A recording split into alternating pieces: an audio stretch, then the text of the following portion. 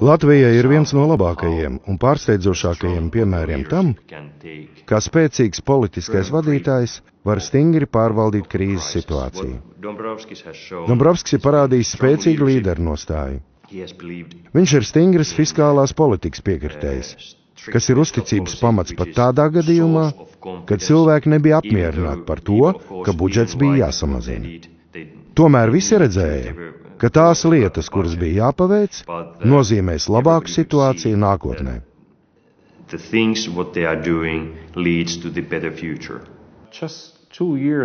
Vēl tikai pirms 2 gadiem visi runāja par dziļu krīzi Latvijā, bet tagad mēs varam teikt, ka krīze ir pārvarēta.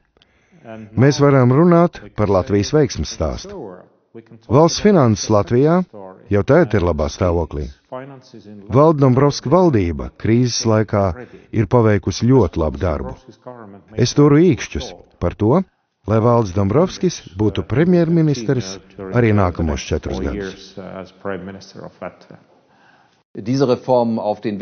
Dombrovskis reformas sāka realizēt ne tāpēc, ka Eiropas Savienība to gribētu, bet gan pašā Latvijā atzina, kaut kas jādara, ir jāmaina politika, un tāpēc grib izteikt savu atzinību Valdim Dombrovskim par to, ko viņš izdarījis. Un es novēlu, lai viņš savu darbu varētu turpināt, un cilvēkiem Latvijā savu nākotni vajadzētu saistīt ar Valdu Dombrovski. Valda Dombrovska plāns stabilai Latvijas attīstībai, panākt zemāko bezdarba līmeni Baltijā, uzlabot valsts pārvaldību, izveidot ražošanas attīstībai un investīcijām labākos apstākļus Baltijā, pielāgot izglītības sistēmu ražošanas vajadzībām, kāpināt Latvijas starptautisko konkurētspēju. Latvija izvēlas stabilu attīstību. Dombrovskis – vienotība.